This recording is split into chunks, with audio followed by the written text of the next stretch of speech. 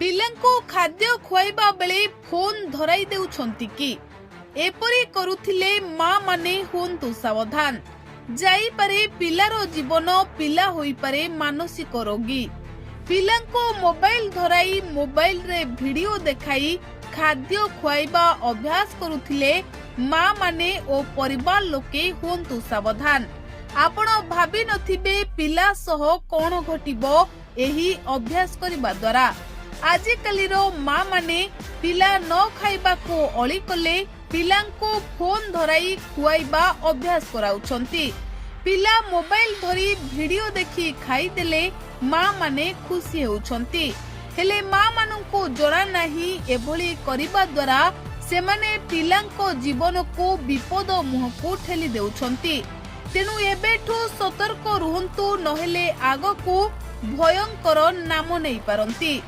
Mobile phone ବ୍ୟବହାର ଶାରୀରିକ ଏବଂ ମାନସିକ ସ୍ୱାସ୍ଥ୍ୟ ପାଇଁ କ୍ଷତିକାରକ ବୋଲି ବିଶେଷଜ୍ଞ ମାନେ ପ୍ରାୟତଃ ଚେତାବନୀ ଦିଅନ୍ତି। ତଥାପି ଲୋକମାନେ ଏବେ ବି ସେମାନଙ୍କ ଦିନର ଏକ ଗୁରୁତ୍ୱପୂର୍ଣ୍ଣ ସମୟ ଫୋନ୍ ବ୍ୟବହାର କରି ବିତାଇଥାନ୍ତି। ଏହି ଅଭ୍ୟାସ ବୟସ୍କ ଏବଂ ପିଲାମାନଙ୍କ ମଧ୍ୟରେ ପ୍ରଚଳିତ ହେଉଛି। ପିତାମାତା ମାନେ ପ୍ରାୟତଃ ସେମାନଙ୍କ ପିଲାମାନଙ୍କୁ କୌଣସି କଥାରେ ରାଜି କରାଇବା ପାଇଁ କିମ୍ବା କାନ୍ଦିବା ସମୟରେ ସେମାନଙ୍କୁ ଶାନ୍ତ କରିବା ପାଇଁ ଫୋନ୍ ବ୍ୟବହାର କରିବାକୁ ଦେଇଥାନ୍ତି।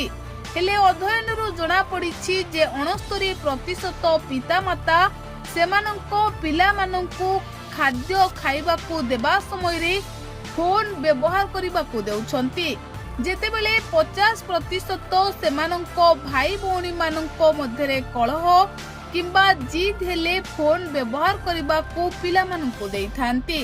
ପିଲାଟି କେତେ ଫୋନ୍ ବ୍ୟବହାର କରେ ତାହା ପରିବାରର ବାପା ମା ଓ ପରିବାର ଲୋକଙ୍କ ଉପରେ ନିର୍ଭର କରିଥାଏ। ତେବେ ଏକ ଅଧ୍ୟୟନରୁ ଜଣାପଡ଼ିଛି ଯେ ଦାରିଦ୍ର୍ୟ ସୀମାରେଖା ତଳେ ରହୁଥିବା ପିଲାମାନଙ୍କର ସାଧାରଣତଃ ସ୍କ୍ରିନ୍ ସମୟ ଯଥେଷ୍ଟ କମ୍ ଥାଏ, କାରଣ ସେମାନଙ୍କ ପାଖରେ ସ୍ମାର୍ଟଫୋନ୍ ନଥାଏ।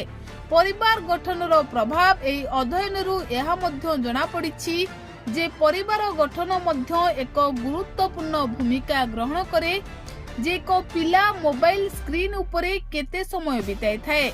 ଅଧ୍ୟୟନରୁ ଏହା ମଧ୍ୟ ଜଣାପଡ଼ିଛି ଯେ ନ୍ୟୁକ୍ଲିୟର ପରିବାରରେ ରହୁଥିବା ପିଲାମାନେ 78% ଫୋନ୍ ସହିତ ବିତାଇଥାନ୍ତି, ଯେତେବେଳେ ଯୌଥ ପରିବାରରେ ରହୁଥିବା ପିଲାମାନେ ସେମାନଙ୍କର 91% ସମୟ ଫୋନ୍ ସହିତ ବିତାଇଥାନ୍ତି।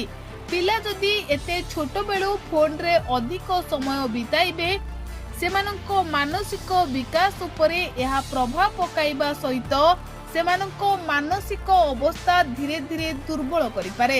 ତେଣୁ ମା ମାନେ ଓ ପରିବାର ଲୋକେ ଏବେଠୁ ସାବଧାନ ରହିବା ସହିତ ପିଲାଙ୍କୁ ଯଥାସମ୍ଭବ ମୋବାଇଲଠୁ ଦୂରେଇ ରଖନ୍ତୁ।